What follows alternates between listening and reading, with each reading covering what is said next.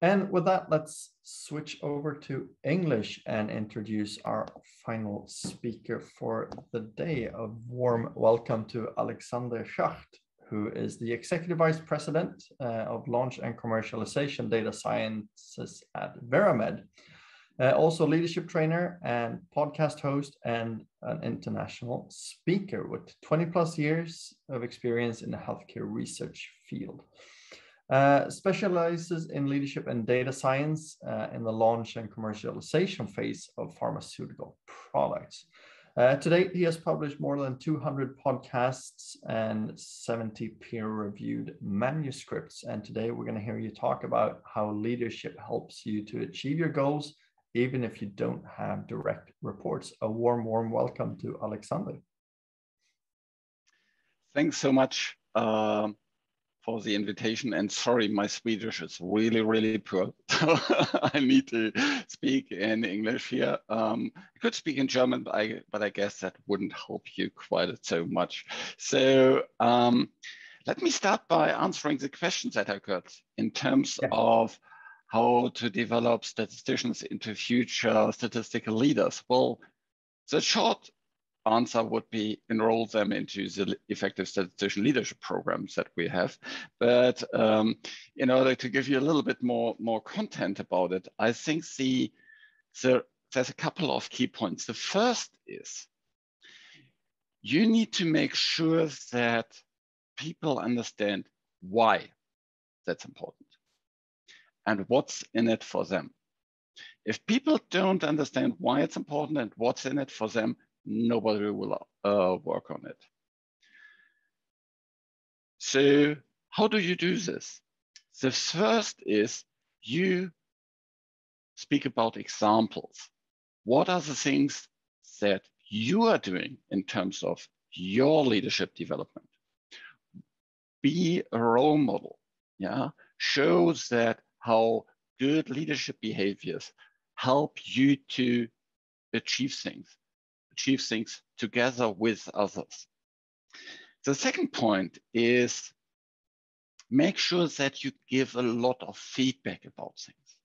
People learn through feedback. If you have other statisticians that work as colleagues or that work as members of your team, give them regular feedback about their leadership behavior. And that is not in a sense like, well, we have this annual review process where we do this. No, do it on an ongoing basis. And as you probably know, feedback should be given in kind of two steps. First, ask the person whether they want to get feedback. Second, state the behavior and show the consequences. So as an example, there's an email that someone has sent. And then you step by the office and say, may I give you feedback about the email you have just sent? The other person says, yes. And this, with that, inviting you to give feedback. Then you say, you have sent this email, and because you framed it very nicely at the beginning, it was very easy for the others to understand it. Full stop. Very easy. And as you have seen, most of the feedback should be, supportive feedback. For every 9 times you give supportive feedback, 1 constructive feedback.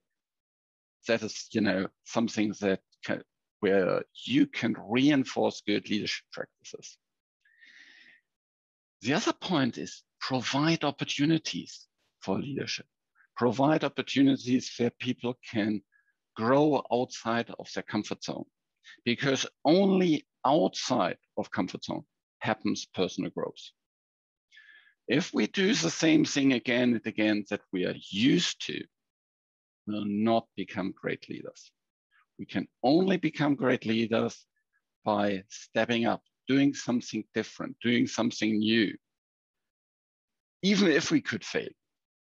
But rather fail by doing something different than never try.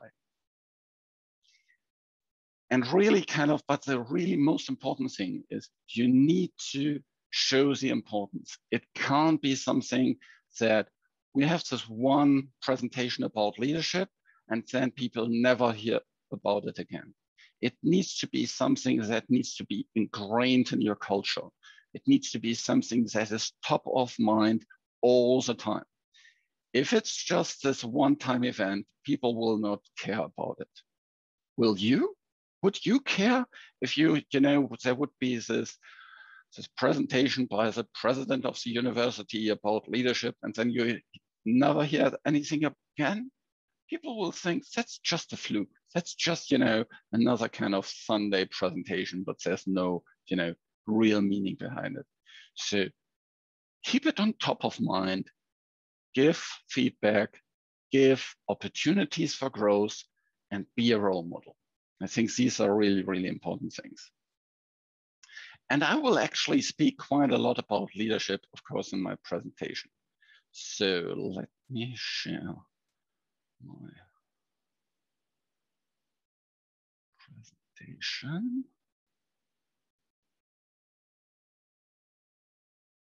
on how leadership helps you to achieve your goals, even if you don't have direct goals. Now, do you have kids?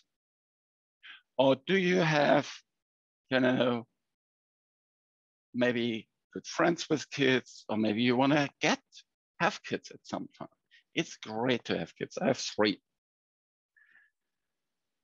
And recently, and of course you want to have, kids that look like this. They are, full of energy. They have lots of fun. Everything is great. But fortunately, it doesn't usually is that way. Sometimes it's more like this. And you have a kid that is sick. Could be mental illness, could be a physical illness, could be all kinds of different things. And then you as a parent think, what can I do? What is the best thing that I can do for these kids? Now that happened to me. I was looking into the opportunities, the different options from a treatment perspective I had for kids, for my specific child who was sick.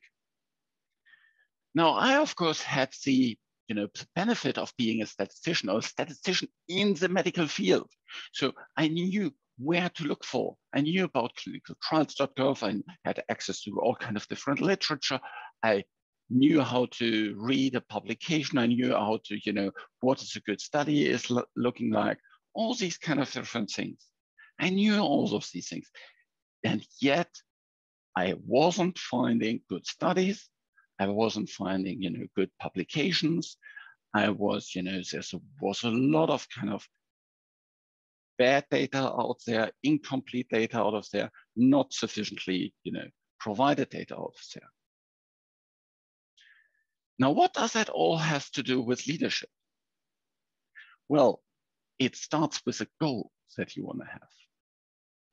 And my goal, my personal goal, is I want to make sure that parents don't feel that way again in the future. Some point, patients, physicians, payers have access to all the data that they have in such a way that they can understand it, that it's explained to them, that they can make the best treatment decision, that they can advise on the best treatment decision, and that they pay for the best treatment decision. That is my goal. And if you have a goal, if you have a personal goal, if you have a goal for your department, then you need leadership. Because any bigger goal you can't solve on your own. Nothing that is worthwhile achieving, you can't really kind of get done on your own. So you need to have a big goal, and it starts with that. So my goal is to reach these three key layers. Yeah, because in the fields that I'm working in statistical, in medical statistics, we have these three key players, and I'm not talking about the regulators. We have the patients, we have the physicians, and we have the payers. And then we have us statisticians there in the middle. And it all starts with the needs of the patients. Somehow, these needs, end up to us in terms of providing the evidence that satisfies these needs and turns these needs into answers. Now, let me give you a little bit of a back view on what does it look like? How does this happen? That, from needs get into answers. And if you want to be a great leader and you want to change something, you need to really understand what's going on. You need to be able to dig deep into the problem. You need to be able to listen to all the different players. You need to connect with lots of different people to understand what's going on. And through my 20 years of experience in the pharmaceutical industry in different companies, through discussions with lots of different people, there's a specific pattern that's coming up. We as statisticians first very often work with medical. Yeah, and medical is, and that's kind of shown by the complete circle here, goes into all three segments. Yeah, medical takes care of communications to patients, takes care of communications to physicians and to payers. Then there's people like market access and PRA, that pricing reimbursement access, that work on payers. There's marketing that work on more physicians and patients. They work a lot through promotional material. And we need to, as statisticians, we need to influence here. We need to make sure that this promotional material is done in such a way that people can actually understand it, that it's correct, that it's accessible. Public relations play a big role here as well. Publications play a key role, both for payers and for physicians. Training people makes a huge difference. And here I'm not thinking just in terms of training patients, physicians, and payers, but also all the the people that work in the system. People that, the sales reps, the medical people, marketing people, people that work together with payers.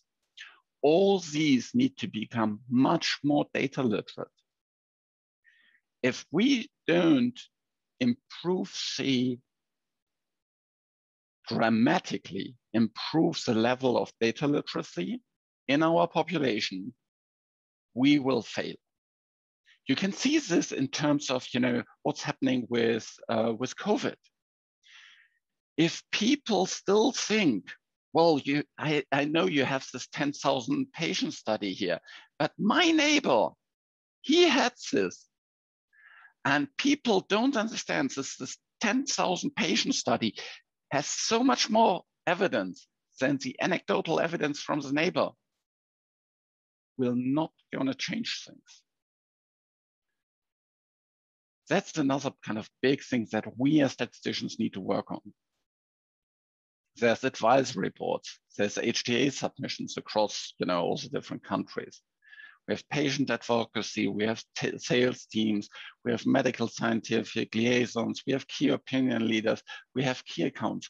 We have all these complex systems through which we statisticians in the middle bring the evidence to these different people.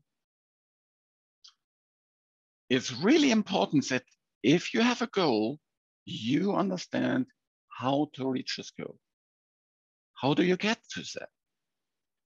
You need to speak to lots of people. You need to be really good in terms of your listening skills. If you think of yourself as someone who has all the answers, you will not really understand what's going on. As a good leader, it's not about having all the answers. It's about having the right questions and being humble enough to go into a discussion and saying, I don't know, but I really would love to learn from you. I once had this really great story. I was meeting as a very young statistician at Lilly. And one of my first trips to the headquarters in Indianapolis in the US, I was meeting there this so senior statistician. He was widely known world often. He was, the top statistician with lots of experience within Lilly. Everybody would go for him for discussions. He would, any kind of regulatory submission, he would be involved and, make sure everything is fine. And I had this one-to-one with him. And he asked me all kinds of different questions. What do you do? Why do you do this? You have studied non-parametric statistics. What is this about? What are the problems? What are the, the advantages? I was really blown away how humble he was, how interested he was. He was interested in you as a person. He was interested really in what are you thinking, what is your world. He was asking questions. Good leaders ask lots of questions. They are humble. They want to really understand what's going on. So if you have a goal, you need to understand what's going on. And you can only do that if you ask good questions, if you're humble, if you build relationships. It's really, really important. So what do you want to achieve? Because if you don't have a great goal, you don't need leadership. And it could be that you don't have a great personal goal. So what do you do then? Then at least work together with someone who has a goal that you think is worthwhile achieving. It doesn't mean that you create your own goal, but at least find someone you want to work together with to create something great. Because if you don't have a goal, you don't need leadership. When you want to create your own goal, I think it's really important to first think long-term, not what can happen, in 1 year or whatever. Start with something, a long-term vision. And okay, my visions that I talked about at the beginning in terms of improving how we communicate with patients, with payers, with physicians, it's a really, really stretch goal. Will I reach it? Probably not. Will I get to it? Likely. So come up with something that is a long-term vision for yourself. What is really something that you want to inspire to? And don't think about it in terms of KPIs or things like this. Think about it in terms of a story. The stories that I've given you, for example, in terms of the, how I felt as a parent with a sick child not having the right data to make a good treatment decision. Have a problem that you want to solve. And it should be something that is inspiring you, that is something that is motivating you, is something that you really love to work on. And then from there, you can break it down into a 1-year goal. One important thing about this 5-year vision is we usually underestimate what we can do in 5 years. We overestimate what we can do in 1 year. So don't play small with this 5-year vision. Make it big. And if you have written down, make it bigger. as I said, usually we underestimate. And only if it's big, it's worthwhile pursuing it. Only if it's big, it is something that, will move you forward.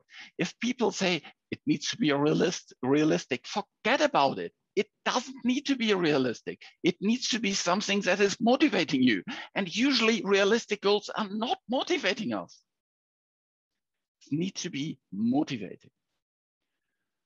1 year goals, they should be rewarding. They should be, something that you can measure. But they also need to be something that is inspiring you. Then you can break it down into 3 month goals. These 3 month goals you can, break down into what are the 3 big things that you want to do this week to move forward to these goals. And then each morning you can start by your 3 big daily actions. Every morning I open up my planner. I open the first page, and there are my yearly goals. And then I look into what are my big goals for the week. And then I write down what are the 3 things I want to do today that really move forward the needle. Very often one of these will be kind of already scheduled in my calendar, because what's not scheduled isn't going to get done. And 3 is the nice thing, because you can remember 3 things. You can, get it really done. If you have 20 things, well, you may, even if you do 18 of that, you will feel kind of sorry for yourself because you haven't met your goal of 20. But 3 is something you can be proud of. And 3 things consistently done over 1 year will really help you move forward. And in these 3 things, you can build in your leadership development. Maybe it's a presentation. Maybe it's a meeting where you need to persuade someone. Maybe it's a complex email that you need to send. Maybe it's a meeting you need to share. These things can really move forward the needle. So change requires leaders. Do you think you are a leader? I think you are. When we think of leaders, we very often confuse 2 different types of leaders.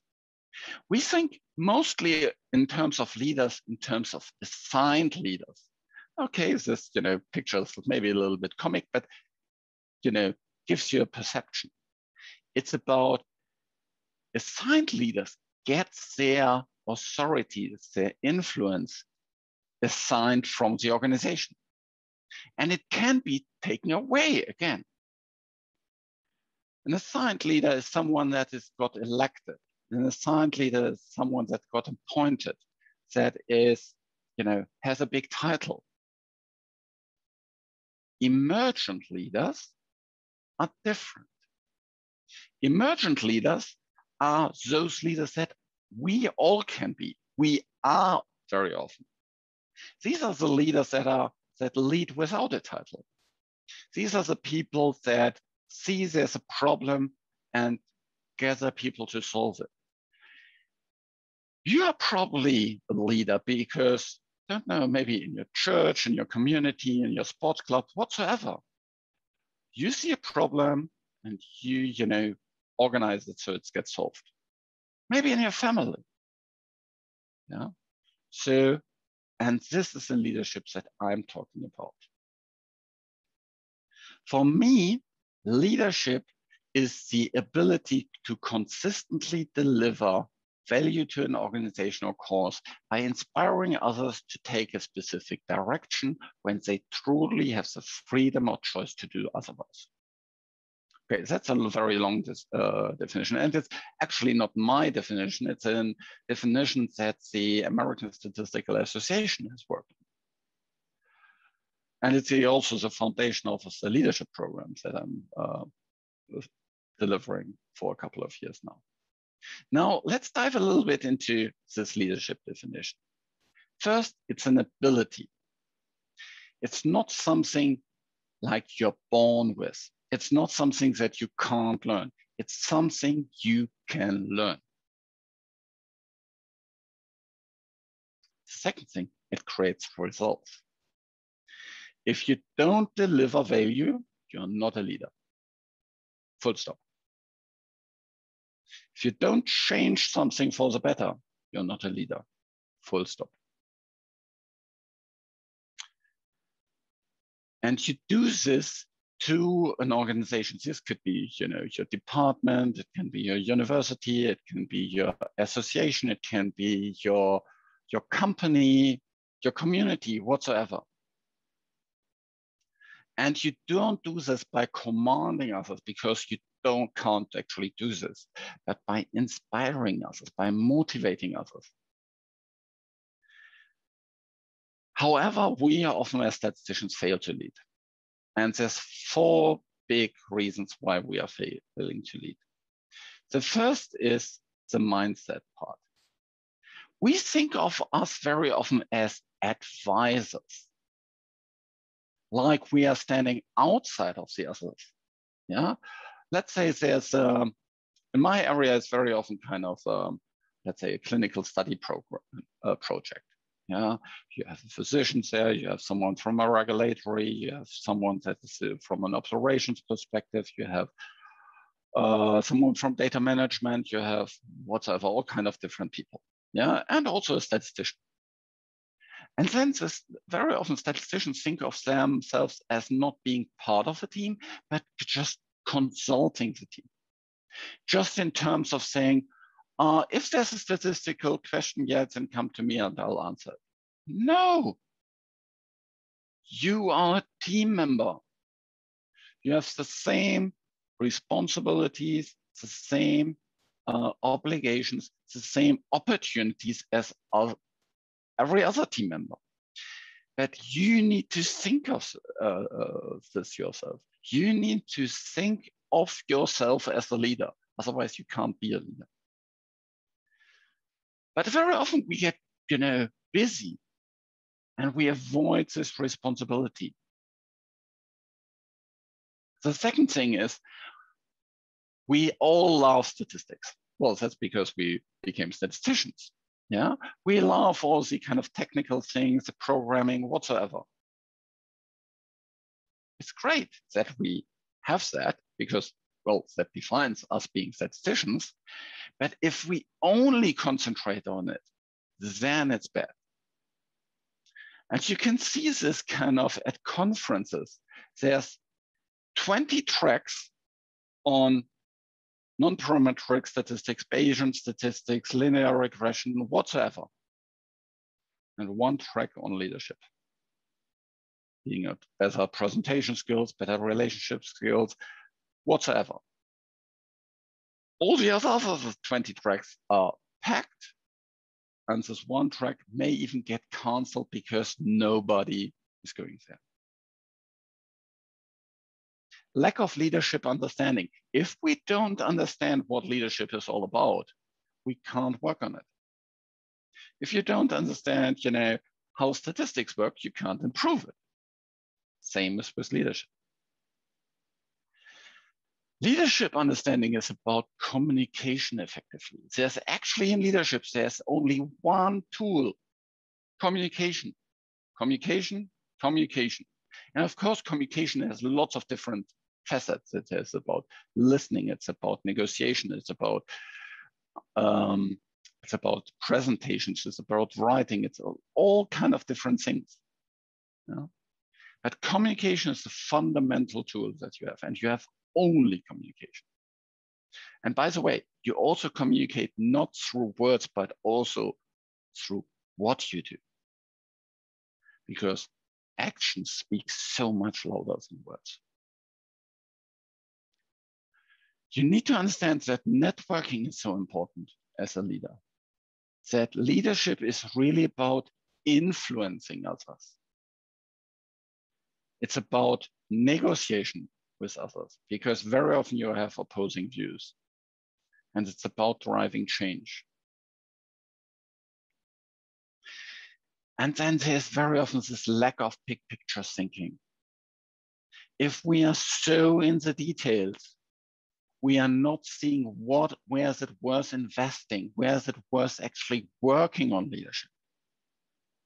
I've seen people, gathering lots of people together to talk about how exactly do we, compare groups at baseline, where you think like, nobody cares, and actually it doesn't make sense anyway. But people don't understand where their contribution fits into the bigger picture. So what does it take to develop a leader? And that is really going back to, the question at the beginning. How can we develop new leaders? First is commitment, and I talked about this. Yeah? Leaders are made, they are not born. And they are made by hard effort, which is the price which all of us must pay to achieve any goal that is worthwhile. You may not know Vince Lombardi, one of the big famous coaches in the US. Anything that is worthwhile to achieve requires hard work. It has required hard work to become a statistician. It requires hard work to become a statistical leader. Further, what does it take to develop as a leader is authenticity. Be yourself, not your idea of what you think somebody else's idea of yourself should be. And then it takes vulnerability. One of the biggest problems that I see is people think of themselves, they need to know it all. They need to be perfect and only then move. But nothing would be done at all if one waited until one could do it so well that no one could find fault with it. Be prepared to fail. And you will fail by learning leadership. You will deliver a presentation that, just isn't working. You'll write an email that backfires. You'll go into a meeting where you afterwards think like, oh no, that didn't went well. Every leader has that problem. So just embrace it that you'll fail, but at least learn from it. Because what does it really take to be a leader? It's courage. The courage to be vulnerable. And that is really so important. Brené Brown is one of my favorite authors. If you have never heard about her, watch the 18-minute TED Talk by her. The courage to be vulnerable is not about winning or losing. It's about the courage to show up when you can't predict or control the outcome. If you go into this meeting, if you write this email, if you do whatever it takes,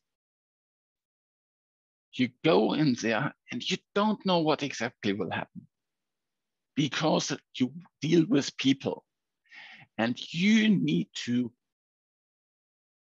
have the courage to do something despite not knowing what exactly happens. Fear is a reaction. Courage is a decision. So how do we develop leadership? Well, as I said, it all starts with communication. Then you need to work on trust and how to develop trust. You need to have negotiation skills. You need to have business acumen. You need to have influence, and you need to drive decisions. Yeah, you can see even sometimes for me things don't work out. Teamwork is really important. So all these different things really need to come together to go get leadership into action. So coming back to the beginning, what does it take to develop a leader? It takes working on all these different things. And they work all together. You can't just take one thing out. If you don't have trust with the people, you can't influence them. If you're not a team worker, you will not succeed. If you can't communicate, you will not succeed. If you're really bad in negotiations, you can't succeed. If you don't know what's going on in your business, in your environment, in your organization, you can't succeed. All these things need to come together. So work on all these different things, understand them, practice them. You can practice them every day. Every day you probably, communicate with someone where it's about persuading someone, where it's about listening to someone, where it's about driving change. Go through it with an open mind in terms of what's working, what's not working. If something is not working, what can I do differently? If something is working, why is it actually working and what can I learn from it? Every day gives you ample opportunity to move forward in terms of becoming a better leader, but only if you understand how leadership works.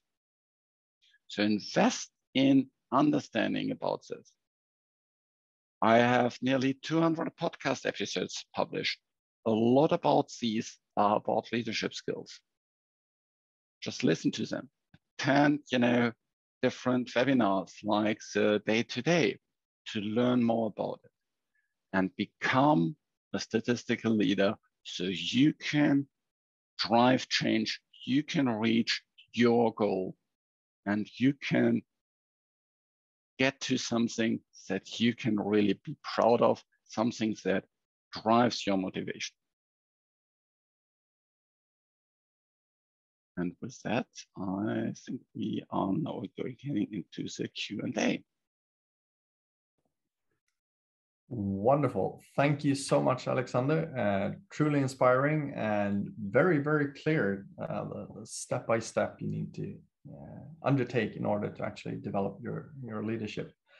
Pleasure hearing you talk about this subject. And as you've already mentioned, your podcast does dive into this on numerous occasions. So we're now opening up for questions. You can either type them in the chat box, raise your hand, or just simply unmute and ask away. I will start off with one question that we got here. You talk about the steps you need to take in order to become a good leader, but how do you know when you are a good leader? You're a good leader if you achieve results. It's very, very easy. Yeah, you are a good leader if you achieve the results you want to achieve together with others. Oh. But the second point about this, when are you a good statistician? There's always something that you can further learn about it. Otherwise, we wouldn't have the conferences, we wouldn't have, publications, research about it. The same is true as a statistician. It's not about becoming, the perfect leader. It's about being a student of leadership all the time. Gary Sullivan, my partner who works together with me on leadership development, and myself, we have, read lots of books about it, give lots of presentations about it. Do you think we don't learn anymore? Of course we do, This presentation today is another opportunity for me to practice my leadership skills, to become better in terms of presentation skills. There's always something that I'm doing in terms of leadership, listening to podcasts and, reading books. It's not about, becoming the perfect leader. It's, it's about continuous improving. Another question. What if you have a bad leader as your direct boss? Can you still become a good leader under such environment? And if so, how? That's actually quite easy.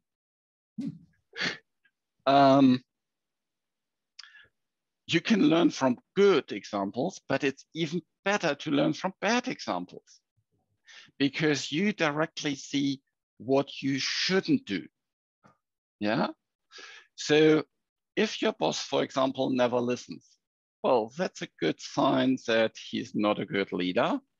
Then listen. If he isn't framing a problem clearly, well, start to frame problems. If he is not consistent in terms of what he says and what he does, well, be consistent. But really, if you really have a bad supervisor, probably run. Fair enough. So another question, you mentioned at the very onset of your talk that you need to give positive feedback in a ratio of 9:1. Won't that feel artificial, giving that much? No, it doesn't feel artificial. It's actually people, there's a lot of thirst for people to get positive feedback. And don't think of feedback as something that needs to be formal and something that, needs to have a lot of process. Feedback is something that just requires 1 minute or 2 minutes. It's not about a long feedback. It's about consistent feedback. Yeah. And especially if you, let's say, if you work in the office at a university together, yeah, and you see yourself all the time, you have ample opportunity to provide feedback. It's much more difficult if you work in a completely virtual environment. Yeah, but give feedback all the time. Yeah, make it a goal for you to provide feedback to someone in your team at least once a day. Yeah, at least. If you have lots of people in a team, probably more than once a day. Yeah. Explain the concept at the beginning. I think that is important. Yeah, that in a staff meeting you speak about, okay, we wanna improve overall as an organization, and feedback is one of the key tools you have as a supervisor to, reinforce positive behavior and correct not helpful behavior. Yeah. And if you do that on a consistent basis, people will love it. I'm pretty sure.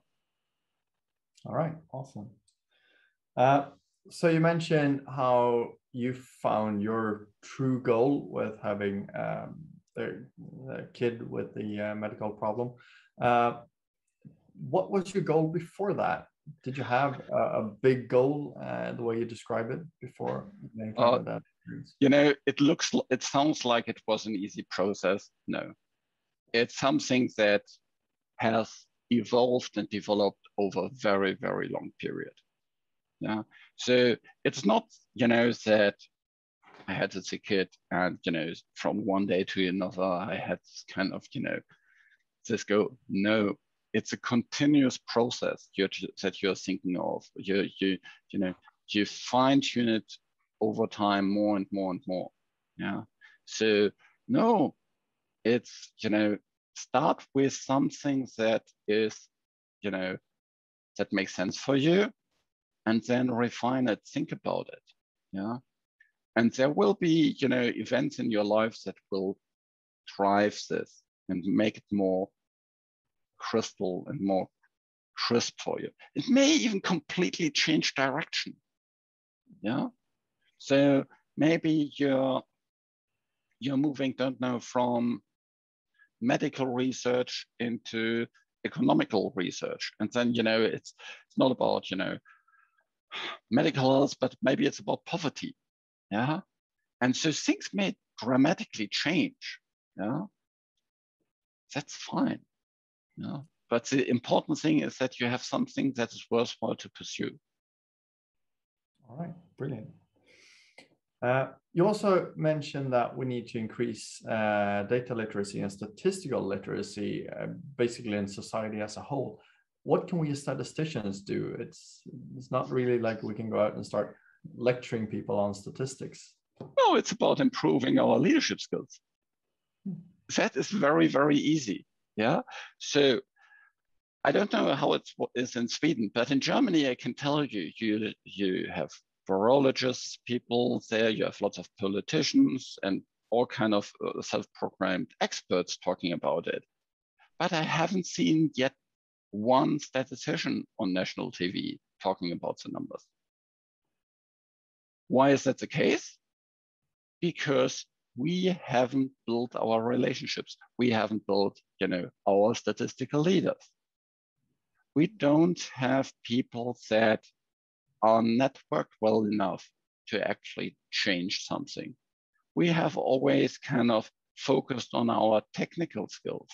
And that's why we can't, that's why we can't persuade politicians. That's why we can't persuade people that, that really communicate and have something to say on the national level.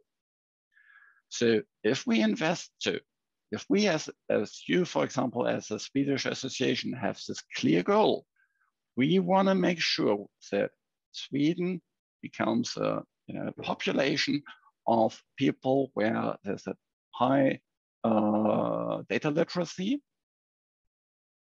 You need leaders, statistical leaders, to achieve that. Excellent. Thank you very, very much for taking the time to talk to us about leadership and how to develop a sound statistical leadership. It has been truly inspirational and very, very pleasant to hear you talk about this. Thanks so much.